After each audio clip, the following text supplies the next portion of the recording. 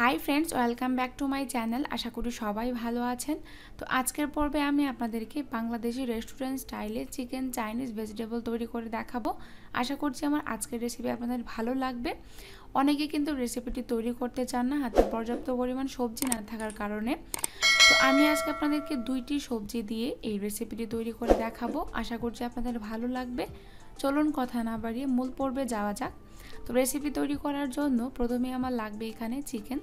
আমি চিকেনের বুকের অংশ থেকে কিছু অংশ নিয়েছি, অর্থাৎ মাংসের অংশটাই কিন্তু বেশি নিতে হবে, হাড় ছাড়া মাংসগুলো নিতে হবে। দিয়ে দিয়েছি আমি সাদা গোলমরিচের গুঁড়ো, আর এতে আমি সামান্য একটু লবণ দিয়েছিলাম। এখন আমি এতে 2 কাপ পরিমাণ পানি দিয়ে এই চিকেনটাকে আমি 10 মিনিটের মতো সেদ্ধ করে নেব, চুলার আঁচটাকে মিডিয়ামে রেখে। পানিটা এমনভাবে দিতে হবে যাতে করে চিকেনটা সেদ্ধ হওয়ার পরেও পর্যাপ্ত পরিমাণ পানি থাকে। তো এখন আমি চিকেনটাকে ঢেকে দিয়ে সেদ্ধ করে নিচ্ছি। আর এদিকে আমি কি কি সবজি লাগে ওইগুলো আপনাদেরকে দেখিয়ে দিচ্ছি। আমি এখানে নিয়েছি কাঁচা পেঁপে।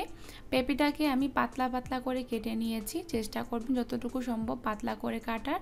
নিয়েছি আমি এখানে বাঁধাকপি কুচি, আর এখানে আমি একটা পেঁয়াজকে 4 টুকরো করে পেঁয়াজের যে পাপড়িগুলো আছে ওইগুলো বের করে নিয়েছি। এখন আমি পেঁপেটাকে সেদ্ধ করে নেব। তার জন্য চুলায় একটি কড়াই বসিয়ে তার মধ্যে আমি পানি দিয়ে দিয়েছি।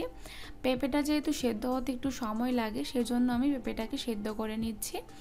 2 থেকে 3 মিনিটের মতো সেদ্ধ করলে হবে, একটু সেদ্ধ করতে যেহেতু সময় লাগে।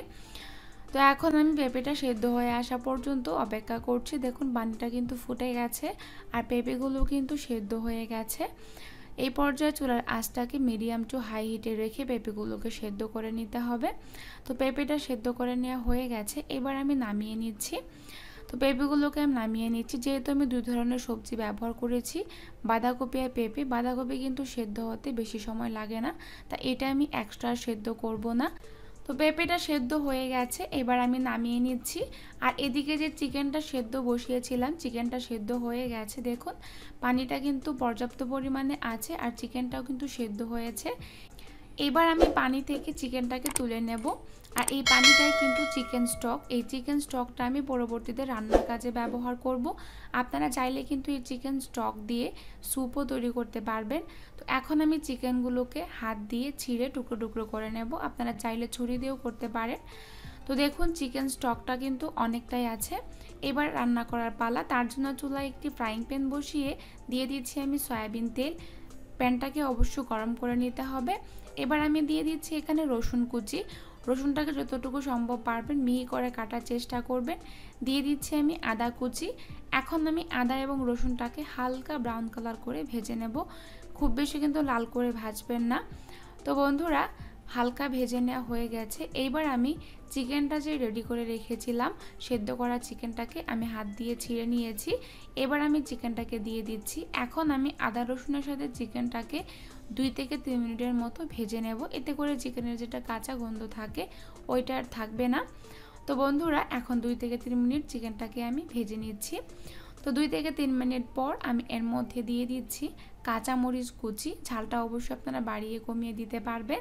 আমি আমার প্রয়োজন মতো দিয়ে দিচ্ছি, চাইলে কিন্তু আপনারা ছিঁড়ে দিতে পারবেন, আমি টুকরো করে দিয়েছি। তো কাঁচামরিচটাকে এখন চিকেনের সাথে ভেজে নেওয়া হয়ে গেছে। এবার আমি এর মধ্যে দিয়ে দিচ্ছি বাকি যে সবজিগুলো রেডি করেছিলাম ওইগুলো। প্রথমে আমি দিয়ে দিচ্ছি পেঁয়াজ। পেঁয়াজটা যদি আপনারা এইভাবে দেন তাহলে কিন্তু এটা মশলার পরিবর্তে সবজির মতো কাজ করবে। তো বন্ধুরা, দিয়ে দিচ্ছি আমি এখানে বাঁধাকপি কুচি। বাঁধাকপিটা দেওয়া হয়ে গেছে। এইবার আমি এই সবগুলো উপকরণ আরও 1 থেকে 2 মিনিট ভেজে নেব। খুব বেশি কিন্তু ভাজবেন না, এতে করে সবজির যে চাইনিজ ভেজিটেবল মানেই কিন্তু সবজিগুলো খুব বেশি আপনি ভাজতে পারবেন না, একটা কাঁচা কাঁচা ভাব কিন্তু থাকতে হবে। তো বন্ধুরা, এইবার আমি এই সবগুলো উপকরণ একটু ভেজে নিচ্ছি। 1 থেকে 2 মিনিটের মতো ভাজলেই কিন্তু হবে। তো ভেজে নেওয়া হয়ে গেছে। দেখুন অনেকটাই কিন্তু মিলিয়ে গেছে সবজিগুলো। এই পর্যায়ে আমি সেদ্ধ করে রাখা পেঁপেগুলো দিয়ে দিচ্ছি। তো সেদ্ধ করে রাখা পেঁপেগুলো দেওয়া হয়ে গেছে। এইবার আমি পেঁপেগুলোকেও এই বাকি সবজিগুলোর সাথে মিক্স করে নিচ্ছি।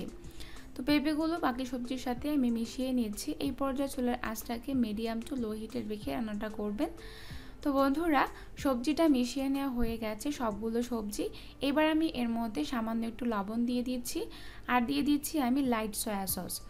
তো বন্ধুরা, লবণটা কিন্তু অবশ্যই একটু বুঝে ব্যবহার করতে হবে, যেহেতু চিকেন স্টকেও লবণ আছে আর এদিকে সবজির মধ্যেও লবণ দিয়েছি, যেহেতু সসও দেওয়া হয়েছে সেজন্য লবণটা একটু বুঝে ব্যবহার করতে হবে। এখন আমি সস এবং লবণটাকে সবজির সাথে মিশিয়ে যে চিকেন স্টকটা রেডি করেছিলাম ওইটা আমি দিয়ে দিয়েছি। চিকেন স্টকটা দেওয়ার পরে স্টকটাকে আমি সবজির সাথে খুব ভালোভাবে মিশিয়ে নিচ্ছি। তো সবজির সাথে চিকেন স্টকটা মিশিয়ে নেওয়া হয়ে গেছে। এইবার একটু পানিটা ফুটিয়ে আসা পর্যন্ত অপেক্ষা করতে হবে। তো দেখুন ফুটে গেছে কিন্তু। এইবার আমি এর মধ্যে দিয়ে দিচ্ছি কর্নফ্লাওয়ার। আমি 3 টেবিল চামচ কর্নফ্লাওয়ার সামান্য একটু পানি দিয়ে কর্নফ্লাওয়ারটাকে আমি গুলে নিয়েছি। এবার আমি অল্প অল্প করে কর্নফ্লাওয়ারটা দিব, আর তাড়াতাড়ি কিন্তু নাড়তে হবে, তা না হলে কিন্তু দোলা পেকে যাবে। তো আমি অল্প অল্প করে কর্নফ্লাওয়ারটা দিয়ে খুব ভালোভাবে সবজিটার সাথে মিক্স করে নিচ্ছি। দেখতেই পাচ্ছেন এই কর্নফ্লাওয়ারটা দেওয়ার ফলে কিন্তু সবজির যে ঘনত্বটা ওইটা কিন্তু আরেকটু গাঢ় হয়, দেখতেও বেশ ভালো লাগে এবং খেতেও ভালো লাগে। এখন আমি আরও 1 থেকে 2 মিনিট রান্না করব, তাহলে কিন্তু আমার চিকেন চাইনিজ ভেজিটেবল রেডি। তো রান্নাটা আমার মোটামুটি কমপ্লিট হয়ে গেছে। দেখুন ঘনত্বটা কিন্তু অনেকটাই কমে গেছে, দেখতেই পাচ্ছেন আপনারা, এবং দেখতেও কিন্তু বেশ সুন্দর লাগছে। গাজর দিলে কিন্তু আরেকটু কালারফুল হতো। তো বন্ধুরা, রেডি হয়ে গেছে আমার রান্নাটা। আশা করছি আমার আজকের রেসিপি আপনাদের ভালো লেগেছে। ভালো লাগলে অবশ্যই লাইক, কমেন্ট, শেয়ার করবেন। ধন্যবাদ।